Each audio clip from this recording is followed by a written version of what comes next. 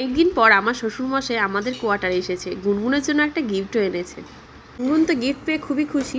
অনেকদিন পরে বাবা এসেছে, তাই আমি ভাবলাম যে আজকে বাবাকে বিরিয়ানি করে খাওয়ানো যাক। বাবার জন্য আলুর দম বিরিয়ানি আর মেয়ের জন্য খাসির মাংস দিয়ে বিরিয়ানি করলাম, মেয়ে আর বরের জন্য। নিতে দেবো বলে পেঁয়াজটা বেরেস্তা করে আগে থেকে রেখে দিয়েছিলাম। আর দেখো খাসির মাংসটা কিন্তু আমি একটা সিটি দিয়ে নিয়েছি। এর মধ্যে আমার মেয়ে এসে দেখো নারকেলের দুধটা অর্ধেক ফেলে দিয়ে গেল। দিয়ে ভালো করে মশলাটা কষিয়ে খাসির মাংসের মধ্যে দিয়ে দিচ্ছি। এরপরে একটা সিটি মেরে নেব। তারপরে আলুর দমে দেওয়ার জন্য নারকেলের দুধটা দিয়ে দিলাম।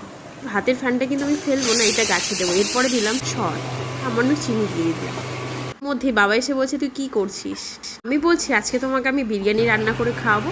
আলুর দম ডান হয়ে গেছে। এরপরে আমি ভেজ বিরিয়ানিটাই তৈরি করব। বাড়িতে তৈরি করা বিরিয়ানি মশলা, তার সঙ্গে গরম মশলা, গাওয়া ঘি, এগুলোই নিয়েছি। তার মধ্যে প্রথমেই ভাত দিয়ে দেবো।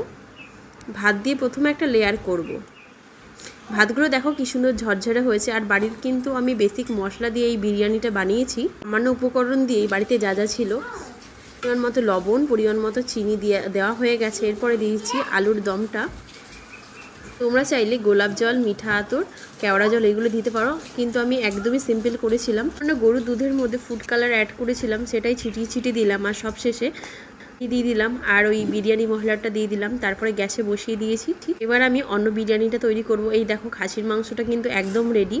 অন্য বিরিয়ানি তৈরি করার জন্য প্রথমেই আবার সেই ভাত দিয়ে দিচ্ছি। ভাত দিয়ে একটা লেয়ার করে নিলাম। তারপরে নুন, চিনি, বিরিয়ানি মশলা এইসব দিয়ে দিচ্ছি। তারপরে দিয়ে দিচ্ছি পেঁয়াজ বেরেস্তা। ওর থেকে পেঁয়াজ বেরেস্তাগুলো খুব সুন্দর করে সাজিয়ে দিলাম। এবার দিচ্ছি মাংসের আলু, খাসির মাংস দিয়ে দিচ্ছি। খাসির মাংস দেওয়ার পর ওপর থেকে আবারও ভাত দিয়ে দিতে হবে। এইরকম করে আর একটা লেয়ার বানাতে হবে ভাতের। ভাতটা অনেকটা গরম ছিল।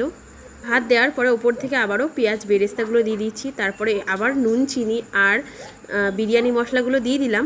শেষে একটু গরম মশলাও দিয়ে দিলাম। এখন দিচ্ছি গাওয়া ঘি। একদম রেডি এবার আমাদের মটন বিরিয়ানিটা। এবার খালি দমে বসানোর পালা। বাড়িতে কি করে আমি সিম্পল বিরিয়ানি রান্না করি তোমাদের আমি দেখালাম। অবশ্যই কমেন্ট করে জানিও কেমন হয়েছে। এটা হলো বাবার জন্য তৈরি করা ভেজ বিরিয়ানিটা। কি সুন্দর ভাপ উঠছে, দারুণ হয়েছিল। আর এটা হলো মটন বিরিয়ানি। এর মধ্যে আমার মেয়ে উঠে গেছে, ওকে প্রথমেই বেড়ে দিলাম আমি বিরিয়ানিটা।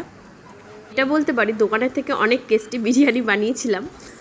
মটন বিরিয়ানিটা বেড়ে দেওয়ার পরে এরপরে দিচ্ছি শ্বশুরমশাইকে। এই দেখো এই বিরিয়ানিটা। চেষ্টা করেছিলাম দুটো বিরিয়ানি যেন দারুণ হয়, তো সেটাই হয়েছে। খুবই ভালো হয়েছিল দুটো বিরিয়ানি। বাবাকে এখন আলুর দম দিয়ে দিচ্ছিলাম থালায়। দেখতে খুব সুন্দর লাগছে। এবার খেয়ে বলবে বাকিটা কেমন হয়েছে। তারপর কাছ থেকে ফেরার সময় বাড়িতে গন্ধরাজ লেবু এনেছিল। গন্ধরাজ লেবুর গন্ধটা আমার দারুণ লাগে।